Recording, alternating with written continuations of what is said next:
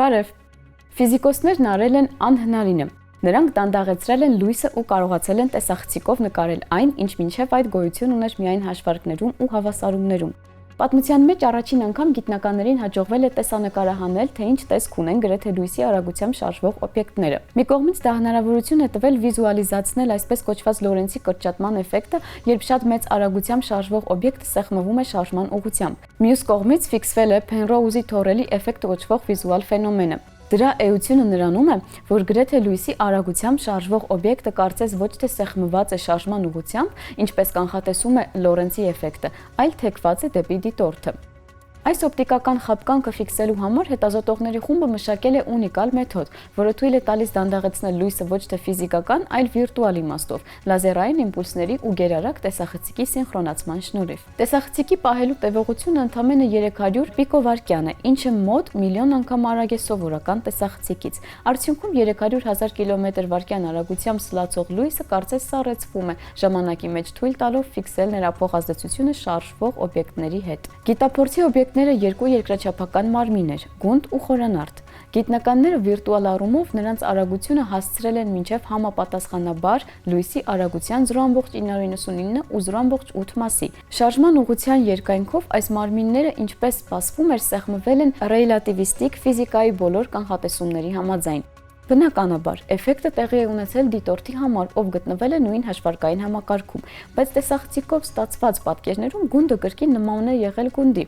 իսկ խորանարդը խորանրդի, սակայն դրանց դիրքն այնպիսին է եղել, կարծես դրանք թեթևակի թեքված են իրենց հետագծի նկատմամբ։ Հենց սա է Փենրոուզի թորելի հռչակավոր էֆեկտը։ Շարժվող մարմնի տարբեր մասերից արձակված լույսը դիտորդին հասնում է ոչ միաժամանակ։ Օրինակ, գնդի հեռավար կողմից արձակված լույսը պետք է ավելի երկար ճանապարհ անցնի, քան մոտակա կողմից արձակվածը։ Այն կարճ, բայց չափելի ժամանակում, քանի դեռ լույսը ճամփորդում է։ Օբյեկտը հասցնում է տեղաշարժվել ու մեր ուղեղը, իսկ հիմա նաև տեսախցիկը, հավաքում է պատկերը, հաշվի առնելով նաև այդ ժամանակային շեղումները։ Արդյունքում ստացվում է թեքման պատրանք, սեղմման պատկերի փոխարեն։ Հենց այդ պատճառով, չնայած կոորդինատների ռելատիվիստիկ դեֆորմացմանը, վիզուալ առումով օբյեկտը ճանաչելի է մնում։ Այս պարադոքսը երկար ժամանակ պրակտիկ ապացույց չուներ, քանի որ տեխնոլոգիաները թույլ չէին տալիս լույսը նկարել նման էքստրեմալ պայմաններում։ Սակայն այժմ այս գիտափորձի շնորհիվ մենք կարող ենք բառացի տեսնել, թե ինչ տեսք կունենար ցանկացած օբյեկտ, եթե այն սլանար մեր կողքով գրեթե լույսի արագությամբ։ Ապագայում հետազոտողները պլանավորում են կիրառել նույն մեթոդը այլ ռելատիվիստիկ էֆեկտների ուսումնասիրության համար։ Օրինակ, գրեթե լույսի արագությամբ շարժվող օբյեկտների համար ժամանակի դանդաղեցման էֆեկտը վիզուալիզացնելու նպատակով։ Այս աշխատանքը նաև նոր հորիզոններ է բացում գիտական վիզուալիզացման համար։ Մենք առաջին անգամ սկսում ենք ոչ միայն հաշվարկել, այլև տեսնել, թե ինչ տեսք ունի աշխարհը էքստրեմալ ռեժիմներում, երբ ժամանակը, տարածությունն ու լույսը դադարում են սովորական լինել։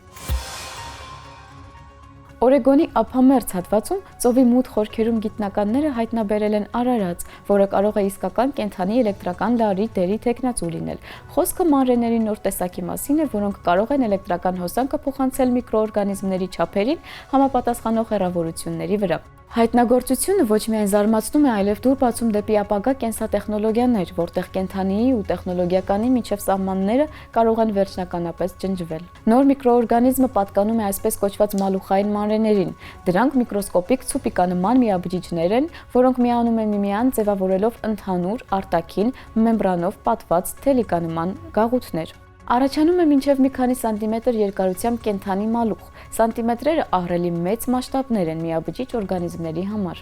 Սակայն ամենակարևորը էլեկտրականությունը հաղորդելու այս օրգանիզմների ունիկալ կարողությունն է։ Գիտնականները այս մանրէների մակերևույթին հայտնաբերել են մասնագիտացված թիեր, որոնք 3 անգամ ավելի լայն են, քան մյուս մալուխային մանրէների մոտ։ Այս թիերը պարունակում են նիկելային սպիտակուցներից բաղկացած բարձր հաղորդիչ թելիկներ։ Նման ստրուկտուրաներ կենդանի օրգանիզմներում նախկինում չեն հայտնաբերվել։ Այդպիսի մոլեկուլային կազմը թույլ է տալիս այս մանրէներին բառացի մալուխներ անցկացնել նստվածքային շերտի տակով ու կապել մակերևութային թթվածինը խորքում գտնվող սուլֆիդների հետ։ Դա փակում է մետաբոլիկ շղթան, ապահովելով էլեկտրոնների կայուն հոսք եւ ըստ էության վերածելով օրգանիզմը փոքրիկ կենդանի էլեկտրակայանի։ Այդպիսի մեխանիզմը չափազանց կարևոր է էկոհամակարգերի համար։ Այն նպաստում է թունավոր նյութերը անվնաս միացությունների վերածելուն ու ծովային նստվածքների քիմիական բալանսի պահպանմանը։ Իսկ կիրառական իմաստով մենք գործ ունենք պոտենցիալ հեղափոխական տեխնոլոգիա ստեղծելու հնարավորության հետ, որը թույլ կտա իրականացնել աղտոտված տարածքների էկոլոգիապես մաքուր մաքրում,